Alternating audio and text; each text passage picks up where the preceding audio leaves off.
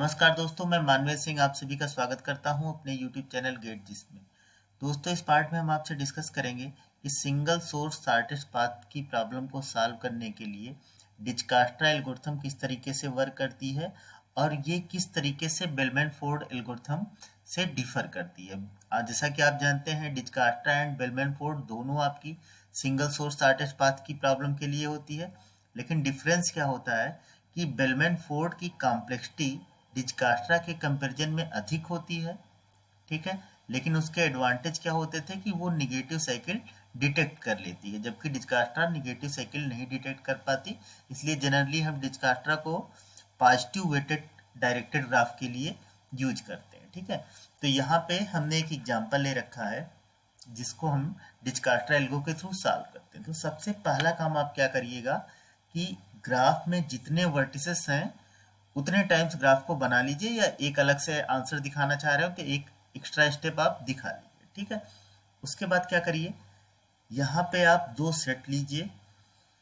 एक set yes, yes को कहाँ से इनिशियलाइज कर लीजिए, 5 से। बेसिकली यस क्या इंडिकेट करेगा कि ग्राफ में हमने कौन कौन से वर्टिसेस विजिट कर लिए हैं। ठीक है, तो इनिशियली आप कोई वर्टिक्स तो विजिट किए नहीं, इसलिए यस को कहाँ से इनिशियलाइज करेंगे, 5 से।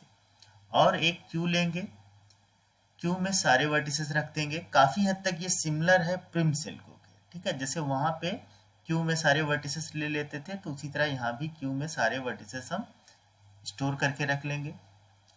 तो इनिशियलाइज आपने कर लिया। फिर क्या करेंगे, ग्राफ को इनिशियलाइज करेंगे। मीन्स जो आपका सोर्स वर्टिक्स होगा उसकी डी वैल्यू आप रखेंगे 0, और बाकी सबके आपके क्या हो जाएंगे, इनफाइनाइट हो जाएंगे। और सबके प्रीडिसेसर क्या रख लेंगे, नील। ठीक, इनिशियलाइजेशन सेम है, जैसे आप बेलमैन फोर्ड में करते थे वैसे ही आप डिजकस्ट्रा में करेंगे। ठीक है, उसके बाद क्या करेंगे कि आप क्यू में जैसे यहाँ पे सारे वर्टिसेस कौन कौन से हैं, क्यू के अंदर कौन कौन से वर्टिसेस आ जाएंगे, यहाँ पे यस है, ए है, बी है, सी है एंड डी है। तो क्यू को सारे वर्टिसेस से इनिशियलाइज। ठीक है, फिर क्या करेंगे, एक्सट्रैक्ट मीन प्रोसीजर का यूज करेंगे और उस वर्टिस को क्यू से एक्सट्रैक्ट कर लेंगे जिसकी डी वैल्यू सबसे कम हो। तो फर्स्ट स्टेप में कौन आपका बाहर हो जाएगा, सोर्स, क्योंकि इसकी डी वैल्यू क्या है, 0। ठीक है, तो यू की वैल्यू क्या हो गई, यस हो गई। अब जब क्यू से आपने एस को बाहर निकाल लिया है तो यस में क्या आ जाएगा, अब आप इसको विजिट करने जा रहे हैं तो यस में इसको ऐड कर लेंगे। और क्यू में क्या क्या बचेगा, क्यू में क्या क्या था, yes, A, B, C, D. Yes को आपने बाहर निकाला तो बचा क्या क्या, ए, बी, सी। अब बेलमैन फोर्ड की तरह आपको सारे वर्टिसेस, सारे एजेस को नहीं रिलैक्स करना है, सिर्फ उन्हीं वर्टिसेस को रिलैक्स करना है जो कि यू के एडजेसेंट हो, मीन्स यस के एडजेसेंट हो। ठीक है, तो भाई यस का एडजेसेंट कौन कौन है, ए है और सी है। ठीक है, तो जरा एडजेसेंट करके देखिए, यहाँ पे क्या वैल्यू है, 0 + 10, और यहाँ पे क्या वैल्यू है, इनफाइनाइट। इसका मतलब यहाँ पे चेंज होगा। और इसकी बात करिए तो 0 + 5, और यहाँ पे क्या है, इनफाइनाइट, मीन्स यहाँ पे चेंज हो सकता है। यस के और तो कोई एडजेसेंट है नहीं, और तो कोई यस का एडजेसेंट है नहीं, तो मीन्स आपके दो जगह चेंज हो गए। एक ये आपकी एज हो गई डार्क, और दूसरी आपकी ये वाली एज हो गई डार्क। ठीक, बाकी पूरा आप डेटा कॉपी कर लीजिए प्रीवियस ग्राफ का। प्रीवियस ग्राफ में यहाँ क्या वैल्यू थी, 0, यहाँ क्या वैल्यू थी, इनफाइनाइट, और यहाँ पे क्या वैल्यू थी, इनफाइनाइट। फिर से वही प्रोसेस रिपीट कीजिए। अब ए, बी, सी, डी में सबसे मिनिमम वैल्यू किसकी है, ए की 10, सी की 5, और यहाँ आपके इनफाइनाइट। तो सबसे मिनिमम कौन सा है, सी। तो इसका मतलब अब अगले स्टेप में यू की वैल्यू क्या हो गई, सी। यू की वैल्यू सी हुई, इसका मतलब यस की वैल्यू क्या हुई, यस में अभी तक यस था, नया वर्टेक्स कौन सा आपने ऐड कर लिया, सी ऐड कर लिया। क्यू में क्या क्या बचा, क्यू में ए, बी, सी, डी था, सी आपने बाहर निकाल लिया तो क्या बचा, ए, बी, डी। ठीक, अब आप क्या करेंगे, थर्ड स्टेप में जा रहे हैं, तो सेकेंड स्टेप के ग्राफ का यूज करते हुए सी के एडजेसेंट वर्टिसेस, क्योंकि यू की वैल्यू क्या है सी, तो सी के एडजेसेंट वर्टिसेस को एजेस को रिलैक्स करें।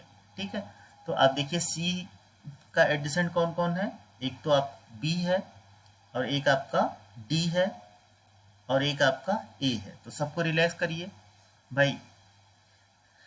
सी के एडजेसेंट यहाँ 5 और +3 8 और यहाँ पे वैल्यू क्या है 10, इसका मतलब यहाँ की वैल्यू चेंज होके कितनी हो जाएगी 8, ये वैल्यू चेंज हुई तो ये वाली एज आपकी क्या हुई डार्क हुई। ठीक है, ए को जब सी का प्रीडिसेसर ए का प्रीडिसेसर सी हो गया है, इसका मतलब ए का प्रीडिसेसर यस नहीं रह जाएगा, क्योंकि एक वर्टेक्स का सिर्फ एक ही प्रीडिसेसर, तो नेक्स्ट स्टेप में ये वाली डार्कनेस नहीं आएगी। ठीक है, बाकी सी की वैल्यू कितनी है 5 और 9 14, यहाँ पे क्या था इनफाइनाइट, तो यहाँ पे भी आपका चेंजेज आ जाएगा और ये वाली एज क्या हो जाएगी डार्क हो जाएगी। उसी तरह यहाँ पे देखिए 5 + 2 7, यहाँ पे क्या है इनफाइनाइट, तो मीन्स यहाँ पे भी चेंज हो जाएगा और ये वाली एज क्या हो जाएगी डार्क हो जाएगी। ठीक, और तो कोई सी का प्रीडिसेसर है नहीं, सी का एडजेसेंट है नहीं, तो सी के सारे एडजेसेंट को आपने क्या कर दिया, एडजेसेंट एजेस को आपने रिलैक्स कर दिया। ठीक है, तो यहाँ पे अब बाकी डेटा आप कॉपी कर लीजिए, ये वाली डार्कनेस नहीं आएगी लेकिन ये वाली डार्कनेस आ जाएगी और यहाँ पे वैल्यू क्या आ जाएगा 0। ठीक, फिर से वही काम, अगले स्टेप में जाइए। अब क्यू में सबसे मिनिमम डी की वैल्यू कौन सी है, ए की वैल्यू है 8, ये वैल्यू है डी 7 और बी की वैल्यू कितनी है 14, इसका मतलब अगर यू की बात करेंगे तो यू की वैल्यू क्या हो जाएगी डी हो जाएगी। ठीक है, सबसे मिनिमम डी बचा है भाई। क्यू में देखते हैं जो सबसे मिनिमम वाला हो, तो ए की वैल्यू कितनी है 8, डी की वैल्यू कितनी है 7, बी की वैल्यू कितनी है 14, तो यू में क्या आ गया डी आ गया। यू में आपका डी आ गया, इसका मतलब यस में आप डी ऐड कर देंगे, क्या हो जाएगा यस सी डी, और क्यू से आप डी बाहर निकाल लेंगे तो क्यू में क्या बचेगा ए और बी, ए और बी।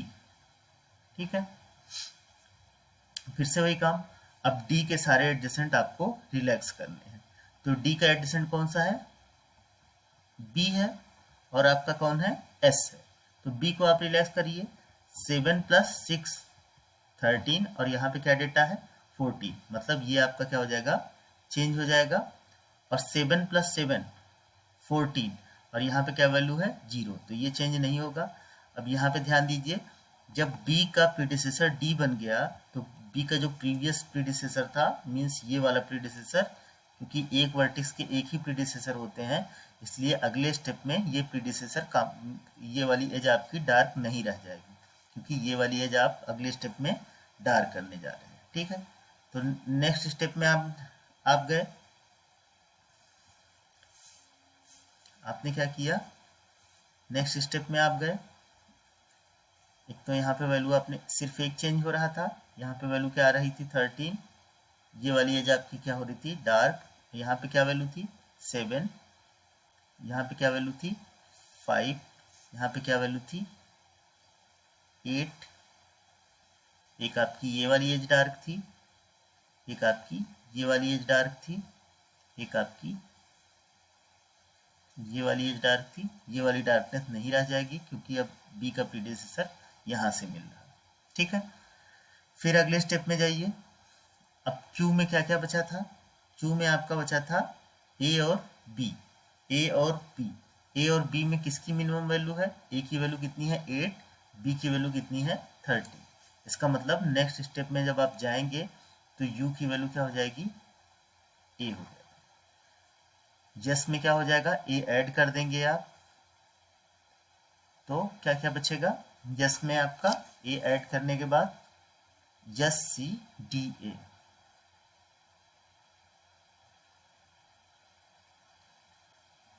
और क्यू में क्या बचेगा बी, क्यू में क्या बचेगा बी। अब आप क्या करेंगे ए के एडजेसेंट को रिलैक्स करेंगे। ठीक है, तो ए के एडजेसेंट को रिलैक्स कीजिए। ए का एडजेसेंट कौन कौन सा दिख रहा है आपको? ए का एडजेसेंट एक आपका बी है और दूसरा आपका सी है। तो पहले तो बी को रिलैक्स करके देखिए। 8 + 1 9, 8 + 1 9, यहाँ पे वैल्यू कितनी है? 30, मतलब ये आपका चेंज होगा। ये चेंज होगा तो ये वाली एज क्या होगी? डार्क होगी। अब बी पे आने का जो ये प्रीडिसेसर था ये अगले स्टेप में नहीं जाएगा क्योंकि एक वर्टेक्स का एक ही प्रीडिसेसर, ठीक है। और यहाँ पे देखिए कुछ चेंज आएगा। ए की वैल्यू कितनी है? 8 + 2 10, जबकि यहाँ पे वैल्यू क्या है? 5। लोअर वैल्यू तो है नहीं, तो इसका मतलब यहाँ पे चेंज नहीं आएगा। और तो कोई एक एडजेसेंट है नहीं, तो सिर्फ एक चेंज आपका यहाँ पे आ गया। और फिर पुराना डेटा कॉपी करिए। यहाँ पे क्या वैल्यू थी? 0। यहाँ पे क्या वैल्यू थी? 5। यहाँ पे क्या वैल्यू थी? 8। यहाँ पे क्या वैल्यू थी? 7। और कौन कौन सी एज डार्क थी? ये वाली एज डार्क थी आपकी, ये वाली एज डार्क थी आपकी, और ये वाली एज आपकी थी डार्क, ठीक है। फिर से अब एक ही वर्टेक्स बचा है क्यू में, तो यू की वैल्यू क्या हो गई? बी हो गई। एस में आपके सारे वर्टिसेस आ गए, बी को जब ऐड कर देंगे तो सारे वर्टिसेस आ जाएंगे। Yes, A B C D, और क्यू की वैल्यू आपकी क्या हो जाएगी? 5, ठीक है। तो यहाँ पे आप इसी ग्राफ को दोबारा अगर अलग से दिखाना चाहें तो यहाँ पे आपका क्या आ जाएगा? आंसर, ठीक है। तो सिंपल है। जिस तरीके से आप बेलमैन फोर्ड में आपको सारे एजेस को रिलैक्स करना पड़ता था, लेकिन यहाँ पे आपके सारे एजेस नहीं रिलैक्स करेंगे। आप एक्सट्रैक्ट मिन लगाएंगे, ग्रीडी वर्टिसेस पे लगाएंगे, और जो उसके एडजेसेंट वर्टिसेस हों उन्हीं को आप को रिलैक्स करना है, बाकी सारे एजेस को रिलैक्स नहीं करना है। इसलिए इसकी कॉम्प्लेक्सिटी बेलमैन फोर्ड की तुलना में कम हो जाती है। बस ड्रॉबैक क्या रहता है? निगेटिव साइकिल आपका डिटेक्ट नहीं कर पाता, ठीक है। अब अगर इसके सूडो कोड की बात करें, सिंपल होता है।